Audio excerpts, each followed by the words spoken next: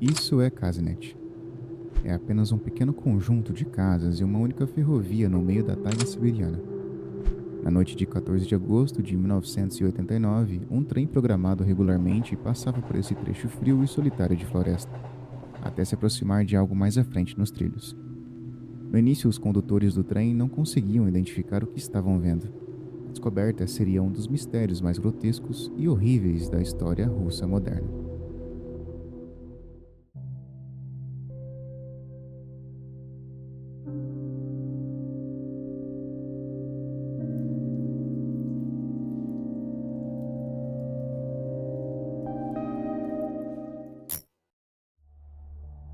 Prazer, eu me chamo Matheus e este é mais um vídeo do canal Cinzas Ocultas. Hoje eu vou te contar uma história esquecida pelo tempo. Uma tragédia que começou no silêncio gélido da Sibéria e terminou com 7 corpos destroçados nos trilhos de um trem. O que parecia um incidente, na verdade, escondia algo muito mais sombrio. A vila de Kaznet, na Rússia, é o tipo de lugar que não aparece na maioria dos mapas. Ela fica escondida nas profundezas da taiga siberiana, cercada por uma extensão infinita de pinheiros e bétulas. E é, na verdade, menos uma vila e mais um aglomerado de casas ao longo de um trecho solitário de trilhos de trem. E com uma população de cerca de 24 pessoas, não há lojas, placas ou estradas adequadas. Apenas trilhos de trem, algumas casas abrigando ferrovias e suas famílias, e algumas estradas de terra que parecem levar para o nada na floresta. E dada a sua localização em agosto, as noites aqui são enganosamente frias. Dias de verão podem se transformar em geadas repentinas e o sol desaparece rapidamente. À meia-noite, a paisagem é engolida pelo tipo de escuridão que faz você sentir que está sendo observado. Foi nesse silêncio que, precisamente às 1h40 da manhã de 14 de agosto de 1989, o trem de carga número 208 avançou em direção à estação de Kaznet. Esse trem era enorme, com 70 vagões, puxado por uma locomotiva pesada e conduzida por 2 ferroviários experientes, os irmãos Vadim e Igor Supronenko. Eles já tinham passado por Kaznet inúmeras vezes antes, mas desta vez foi diferente. Quando o trem se aproximou da estação, os irmãos notaram algo nos trilhos à frente. O que quer que fosse, era difícil de distinguir no alcance dos faróis inicialmente. Mas Vadim soou a buzina e, ao mesmo tempo, acionou os freios de emergência.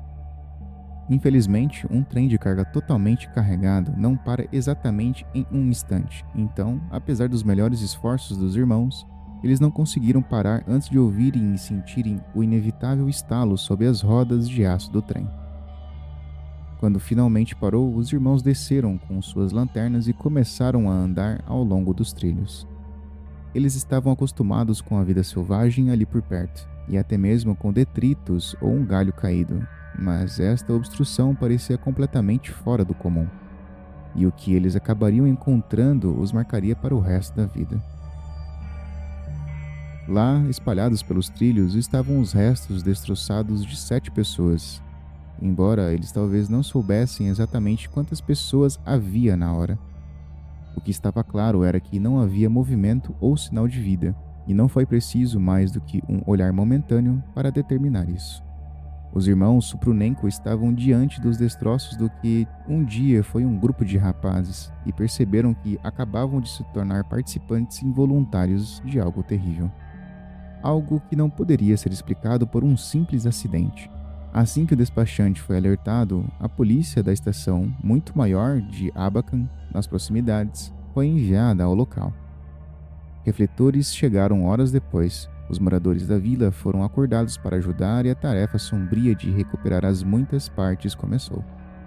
Logo seus nomes vieram um por um, percebendo-se que cada um vinha da pequena comunidade de Mezdurichensk. Dmitri, Nikolai, Vadim, Oleg, Vyacheslav, Roman e Viktor. Todos eles amigos de apenas 15 anos. Eles eram um grupo unido de rapazes que jogavam futebol juntos, frequentavam a escola juntos, ajudavam seus pais e aparentemente tinham ido em uma simples viagem de fim de semana para coletar pinhas na floresta.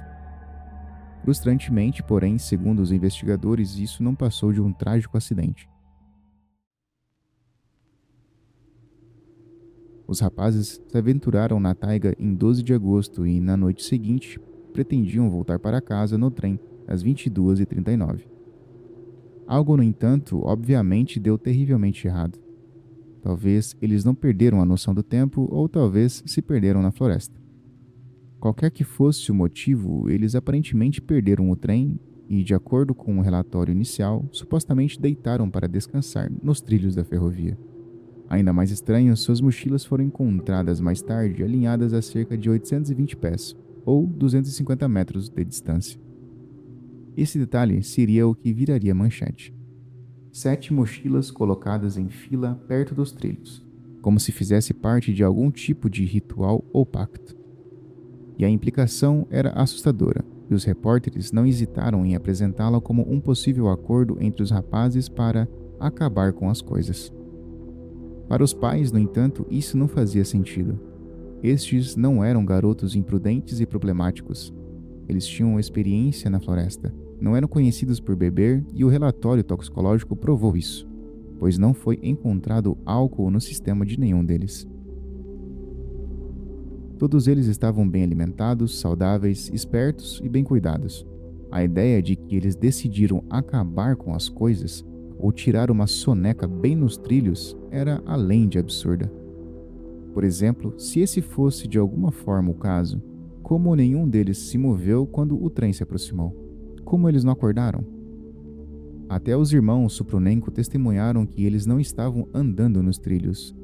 Eles estavam deitados neles, imóveis, como se tivessem sido colocados lá. Ainda assim, as autoridades insistiram na narrativa de que este foi apenas um acidente trágico e horrível, e os rapazes teriam ficado exaustos e cometeram um erro terrível como resultado, e o caso foi encerrado. Mas os pais, obviamente, não deixaram por isso. Algo mais sinistro estava em jogo e eles tinham certeza. Infelizmente, eles não tinham provas, nem apoio, nem influência, mas eles tinham o luto, que foi ainda mais aguçado pelo que eles viam como uma injustiça indescritível. Enquanto isso, o povo de Mezhduretchensk enterrou seus filhos em silêncio atordoado, mas isso não durou muito. Logo, sussurros se tornaram suspeitas e suspeitas se tornaram fúria. Nenhuma das famílias conseguia aceitar a história que lhes estava sendo contada. E por 2 longos anos depois, eles imploraram as autoridades locais para reabrir o caso, apenas para terem as portas repetidamente batidas em suas caras. Ligações telefônicas também foram ignoradas e a papelada foi de alguma forma perdida. Ficou claro que as autoridades não tinham interesse em revisitar a tragédia, especialmente quando isso significava admitir que a investigação original não só tinha sido falha, mas possivelmente corrupta. No outono de 1991, eles escreveram uma carta desesperada diretamente ao presidente russo Boris Yeltsin, apelando para que ele ordenasse que a investigação fosse reexaminada. Naquela época, porém, a União Soviética estava desmoronando e o país estava mergulhando no caos. As chances eram mínimas de que alguém sequer lesse a carta, quanto mais agisse sobre ela. Mas por alguma reviravolta do destino, a carta encontrou seu caminho para as mãos certas, e contra todas as probabilidades, funcionou. Em 8 de outubro de 1991, a Procuradoria-Geral reabriu oficialmente a investigação das mortes de Kazinet. 2 novos nomes foram então designados para o caso. Vladimir Gozenkov, um investigador para casos especialmente importantes, e o promotor criminal Yuri Stolyarov. E, felizmente, estes não eram burocratas de baixo escalão. Eles eram homens sérios, trazidos de Moscou para lidar com casos difíceis e começaram a trabalhar imediatamente. Eles chegaram a Kazinet algum tempo depois para descobrir que a cena já havia sido apagada pelo tempo que se passou desde a descoberta inicial. Chuva, neve e decomposição haviam removido quase todos os vestígios de evidências. Eles também descobriram que o pouco que existia em 1989 tinha sido mal manuseado pela polícia ou totalmente ignorado. Vladimir então começou a bater em todas as portas, entrevistar todos os moradores locais e insistir por detalhes, de novo e de novo. O que ele encontrou estranhamente foi um muro de silêncio. Os moradores, quase todos parentes entre si, alegavam não saber de nada. Todos eles disseram que estavam dormindo na hora em que o trem atropelou os 7. Conforme ele continuava a insistir, porém, Vladimir continuava ouvindo o nome Vasily, que era um homem local cumprindo pena por matar seu próprio irmão, Slava. O assassinato parecia apenas mais uma briga entre bêbados, mas, à luz da nova investigação, agora parecia diferente. Especialmente quando Vladimir soube que Slava pode ter deixado escapar, enquanto estava intoxicado, o que realmente aconteceu com o 7 em Kasnet. Ao saber disso, ele foi à prisão e, ao longo de várias visitas, ele foi minando Vasily. No início, a história era confusa e mudava, e então surgiu uma confissão. Era parcial e relutante, mas foi o suficiente para realmente começar a pressionar. Vasily então deixou escapar que ele e um de seus outros irmãos, Yuri, estavam envolvidos, e assim, tudo o que as autoridades haviam insistido que não era verdade desmoronou. Quando mais fundo Vladimir cavava, porém, mais claro ficava que a história de Vasily simplesmente não batia. Ainda parecia que ele estava sendo enganoso. Vladimir então pediu que as famílias permitissem que ele exumasse os corpos. Foi uma tarefa sombria, mas quando os caixões foram abertos e os peritos forenses deram uma segunda olhada, o que eles encontraram mudou a narrativa para sempre. Os 7, como se suspeitava, não tinham sido mortos pelo trem. Em vez disso, foi determinado que eles foram atacados selvagemente e metodicamente, e os ferimentos eram arrepiantes em sua consistência. Fraturas nos crânios, mandíbulas quebradas em ambos os lados e trauma no peito e abdômen. Cada um dos 7 carregava os sinais inconfundíveis de objetos contundentes. Os especialistas também realizaram testes usando manequins biológicos, tentando replicar os ferimentos e encontraram uma correspondência apenas quando usaram as ferramentas exatas encontradas em depósitos ferroviários. Ficou claro que isso não foi um acidente, e agora havia evidências físicas para realmente provar isso, ou, pelo menos, investigadores dispostos a não ignorar. De acordo com os 2 maquinistas, quando eles perceberam o que estavam nos trilhos e os viram nos faróis do trem momentos antes, eles não estavam espalhados caoticamente. Eles estavam alinhados e arranjados, colocados nos trilhos exatamente onde o trem garantiria um fim irreconhecível. Isso também se alinhava com o estado das mochilas, a completa falta de álcool ou drogas no sistema das vítimas e a ausência de ferimentos de pânico. A nova teoria de Vladimir era que eles foram emboscados, atacados e depois colocados nos trilhos. Com isso, o arquivo do caso era agora uma investigação de assassinato, e uma com mais perguntas do que respostas, porque embora Vasily tivesse começado a falar, o que ele disse ainda não fazia sentido. Sua alegação de que ele e seu irmão fizeram isso com todos os 7 parecia improvável. Os rapazes eram atléticos e saudáveis. Os irmãos, enquanto isso, eram magros e doentios. Como esses 2 homens poderiam dominar 7 indivíduos saudáveis sem que um deles conseguisse escapar? Foi quando a história mudou novamente. Vasily afirmou que havia um terceiro agressor, Slava, o irmão que ele havia matado mais tarde. Vasily afirmou que Slava foi quem desferiu os golpes fatais, o que era conveniente já que Slava já estava morto e não podia contradizer nada. Ainda assim, Vladimir continuou pressionando. Ele tinha um palpite de que isso não era apenas um assunto de família. E então conseguiu mais uma informação de Vasily. Durante um interrogatório separado, Vasily soltou um novo nome, Nikolai. Este não era o nome de qualquer morador da vila. Era o de um tenente sênior da polícia da vila vizinha que estava em Kasnet naquele fim de semana visitando parentes. Ele também era um homem de autoridade e poder. Quando Vladimir o encontrou, Nikolai alegou que havia deixado a vila bem antes do incidente, e isso parecia um álibi perfeito, até que os moradores locais o contradisseram. Nikolai estava lá no momento final do incidente. Testemunhas afirmaram tê-lo visto bebendo com os irmãos e um capataz local da equipe de trilhos. Eles estavam todos juntos naquela noite e estavam consumindo muito, aparentemente, litros de bebida caseira. Eventualmente, através de mais conversas, outro nome surgiu. Um homem chamado Piotr, que era irmão do capataz, mas Piotr não falaria com Vladimir. Não que ele se recusasse, é que ele estava morto, tendo aparentemente acabado com a vida pouco tempo depois da reabertura da investigação. Nesse ponto, as coisas estavam se juntando para formar um quadro perturbador. Então, durante uma rodada particularmente exaustiva de interrogatórios, o capataz local cedeu. Ele estava farto das perguntas constantes e da culpa, então concordou em contar a Vladimir tudo o que ele queria saber. Ele então citou nomes, descreveu a noite, falou sobre a bebida, o confronto e as armas. E então veio a verdade final e revoltante do que realmente aconteceu com o Sete em 1989. 2 anos antes, o sol se pôs sob o denso dócil da taiga e Kaznet mergulhou em seu familiar silêncio noturno. Em uma das poucas casas perto dos trilhos, no entanto, havia muito barulho vindo de homens consumindo muita bebida. Pelo menos 3 litros de bebida caseira estavam sendo passados, talvez mais. E os nomes ao redor da mesa já eram familiares.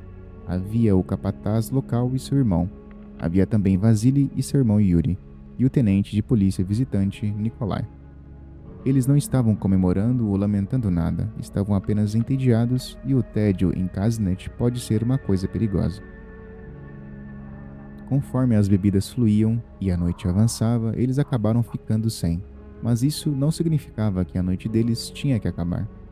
Eles ainda queriam mais, mas a única coisa que poderia ser considerada uma loja na cidade estava fechada há muito tempo. Então, eles fizeram o que os homens de Kaznet às vezes faziam quando desesperados. Eles foram para a estação de trem em busca de yachas, que é uma gíria para carregadores de carga de trem, que às vezes carregam estoques para troca ou suborno. Naquela noite, no entanto, não havia yachas para serem encontrados. Havia apenas 7 rapazes, todos estranhos aos homens, parados perto dos trilhos esperando por um trem. Eles alegariam que os rapazes estavam tentando causar um curto-circuito nos trilhos, usando um pedaço de fio para acionar o sinal e parar o próximo trem, para que assim eles pudessem embarcar. Mas essa história nunca se sustentou. Não havia fio ou prova e os rapazes tinham se preparado para partir no trem elétrico das 22h39. Eles conheciam o horário de cor e não tinham motivos para interferir nos trilhos. Mas os homens se apegaram à desculpa de qualquer maneira. Eles precisavam de qualquer tipo de justificativa, por mais frágil que fosse. Um confronto então eclodiu, as vozes se elevaram e então o ataque começou. De acordo com as confissões, tudo começou com o tenente da polícia. Ele era forte, musculoso, armado e cheio de um senso de autoridade, e ele não hesitou. Quando um dos 7 supostamente o desrespeitou, talvez tentando defender um amigo ou tentando apaziguar a situação, Nikolai o atingiu na cabeça, com a coronha de sua arma de fogo. Isso foi aparentemente fatal instantaneamente, fazendo com que os outros congelassem. E por uma fração de segundos depois, os rapazes não acreditaram no que tinha acabado de acontecer.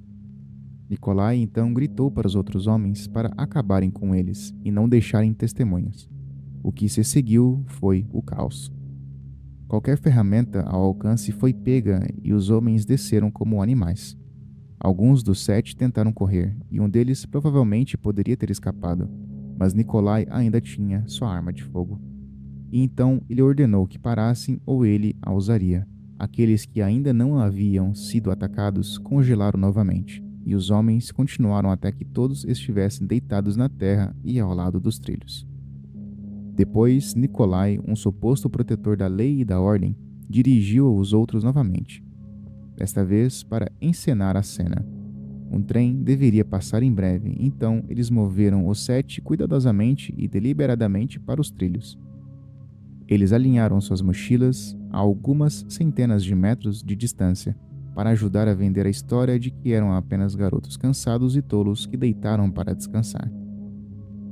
Quando a tarefa macabra foi concluída, os homens se dispensaram.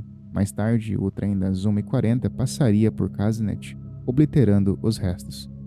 No momento em que os irmãos Supronenko desceram do seu trem de carga e caminharam pelos trilhos com suas lanternas na mão, os homens já tinham partido há muito tempo e os rapazes estavam muito além de qualquer salvação.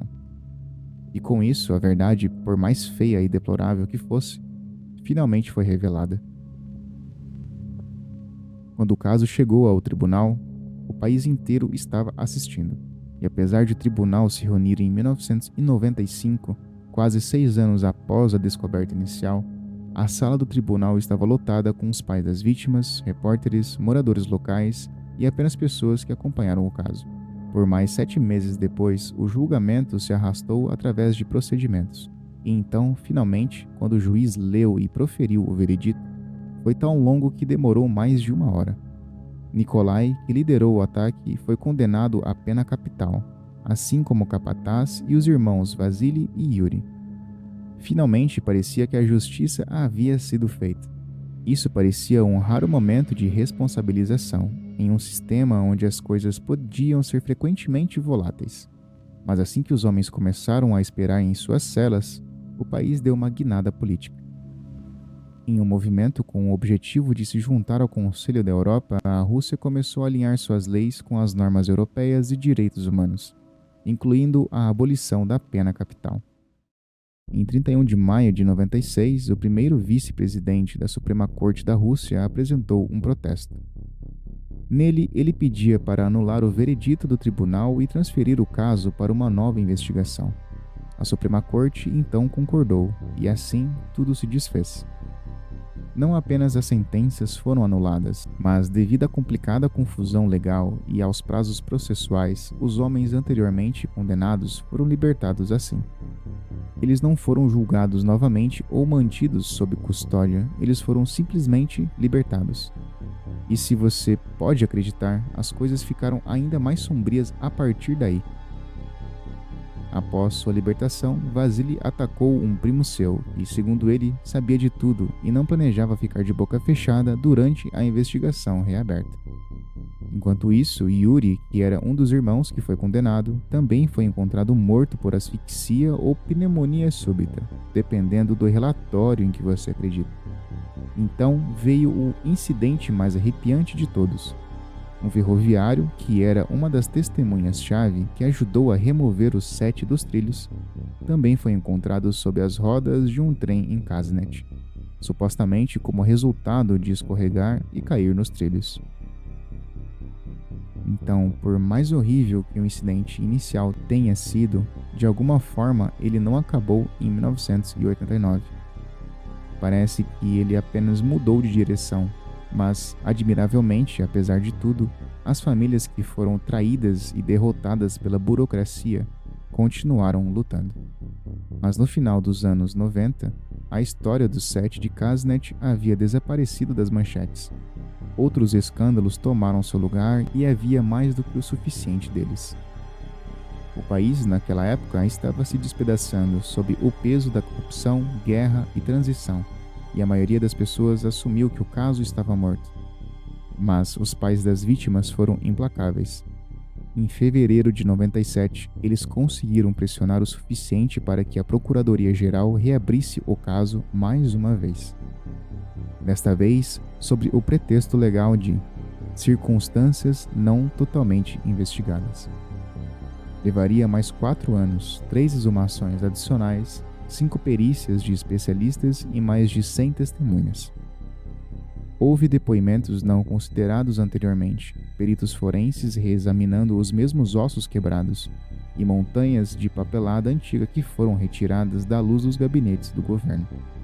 E através de tudo isso, um nome que continuou surgindo durante esses anos foi o de Nikolai. Desde sua libertação, ele havia se tornado um deputado municipal. Você ouviu direito. Uma das figuras centrais no assassinato dos 7 havia aproveitado seu tempo fora da prisão para conseguir um cargo político. Mas, no outono de 2001, algo milagroso aconteceu. A Suprema Corte da República da Cacácia emitiu um novo veredito, e Nikolai, o capataz, e Vasily foram mais uma vez considerados culpados dos assassinatos. Desta vez, as sentenças foram definitivas, mas para muitos, eles ainda não foram suficientes para o crime. Nikolai e o capataz foram sentenciados a apenas 10 anos em uma colônia penal de segurança máxima, enquanto Vasily recebeu apenas 7 anos. Para os pais, novamente, não foi justiça. E mesmo assim, Nikolai, fiel à sua natureza, nunca parou de apresentar apelações. O homem que ordenou todo o incidente ainda afirmava que ele era a verdadeira vítima, e as famílias simplesmente aguentaram. Apesar da perda, das mentiras, dos novos julgamentos e das manobras políticas, a verdade finalmente veio à tona e prevaleceu. Não porque o sistema funcionou, mas porque os pais se recusaram a deixá-la ser enterrada. E no final, eles forçaram o mundo a olhar para o que realmente aconteceu naquela noite fria de agosto de 1989. Kazinet nunca foi e nunca será a mesma que era antes dos assassinatos dos sete. A cidade, apesar de toda a sua suposta preocupação e arrependimento pelo caso, sempre soube de algo, e seu silêncio foi cumplicidade. O que aconteceu lá é agora mais do que apenas um crime. É uma história de advertência sobre a falha da justiça e sobre o que acontece quando as pessoas no poder acreditam que pode se safar de qualquer coisa. Se você chegou até aqui, meu muito obrigado por acompanhar mais um vídeo do canal Cinzas Ocultas. E se você conhece alguma história que mereça ser contada por aqui, deixe nos comentários. Quem sabe ela não apareça por aqui em breve.